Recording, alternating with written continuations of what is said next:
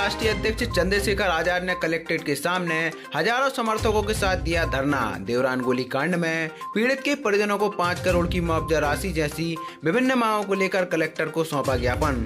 आज भीम आर्मी के राष्ट्रीय अध्यक्ष चंद्रशेखर आजाद और फिर रावण दमोह पहुंचे, जहां उन्होंने सर्वप्रथम भीमराव अम्बेडकर जी की प्रतिमा पर माल्यार्पण किया। इसके बाद वे देवरान में हुए गोलीकांड में पीड़ित के परिजनों से मिलने पहुंचे, जहां उन्होंने सरकार के द्वारा मिली मदद को नाकाफी बताते हुए हजारों की संख्या में समर्थकों के साथ कलेक्ट्रेट कार्यालय के सामने धरना दे दिया, जहां उन्होंने दमोह कलेक्टर एस कृष्ण चैतन्य से मुलाकात करते हुए पीड़ित परिवार के परिजनों के लिए 5 करोड़ की सहायता राशि, सुरक्षित स्थान पर पुनर्स्थापना, बच्चों की आजीवन शिक्षा की जिम्मेदारी, परिवार के एक सदस्य के लिए शासकीय नौकरी व सुरक्षा की दृष्टि से एक शस्त्र लाइसेंस दिए जाने जैसी विभिन्न मांगों को लेकर एक ज्ञापन सौंपा।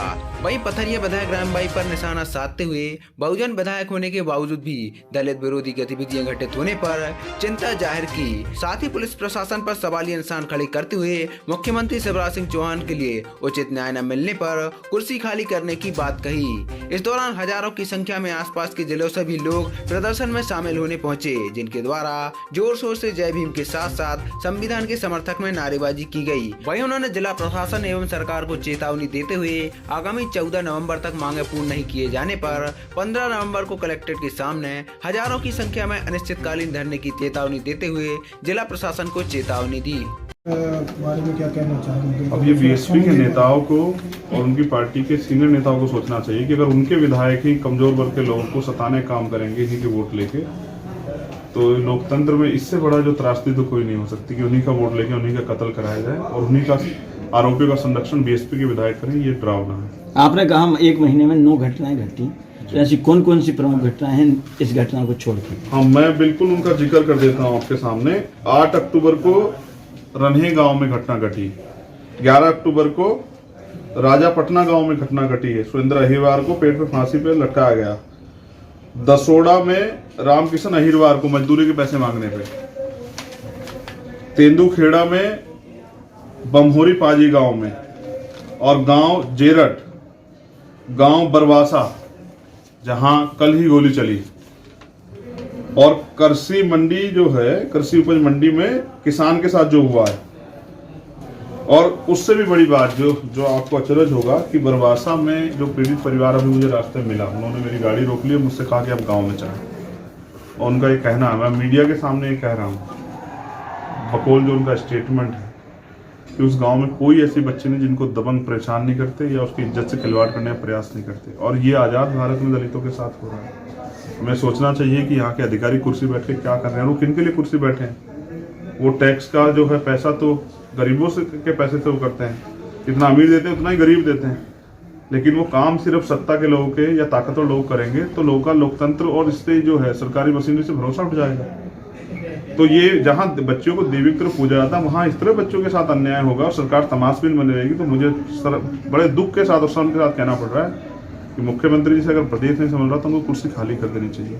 सिर्फ भाषण देने से कुछ नहीं होगा कि मैं बुलडोजर चला दूंगा। कहाँ है बुलडोजर? आपका दिखाई नहीं दे रहा। आज मामला दलित तो कहाँ है मुख्यमंत्री में? मुख्यमंत्री इस प्रदेश के गार्जियन है, अंतिम व्यक्ति भी उनकी जांच में, उनकी निगरानी में यहाँ है। तो वो क्यों नहीं आए मिलने के लिए ट्रिपल मर्डर में भी?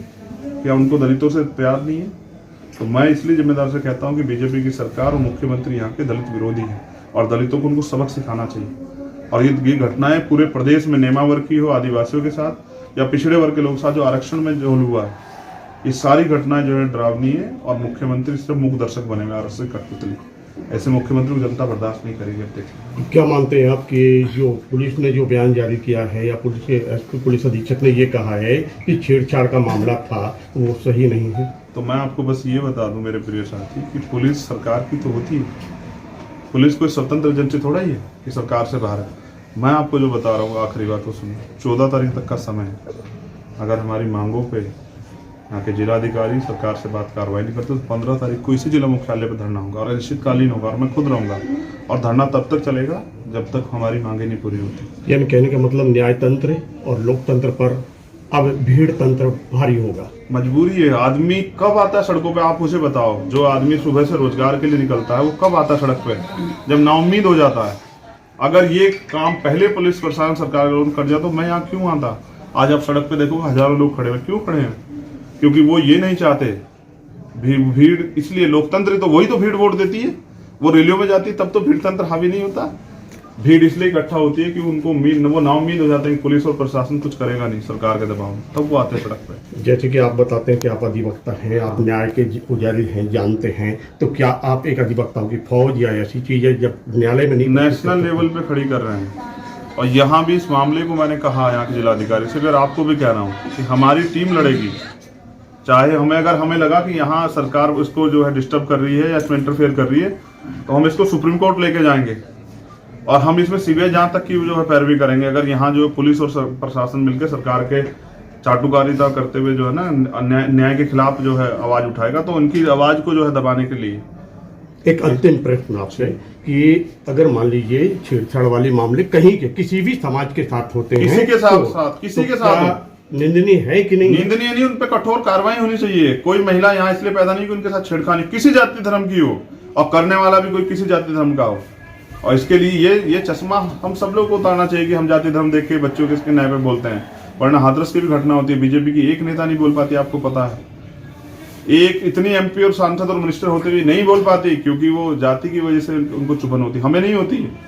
इस देश में रहने हर बहन के साथ, अगर किसी भी शहर के साथ बहन के पहले तो होना, अगर होगा तो हम अपनी पीठ पे गोली खाने के लिए और सीने पे गोली खाने के लिए तैयार। हमसे उम्मीद कीजिए, हम इस देश के रहने वाले मूल निवासी। धन्यवाद।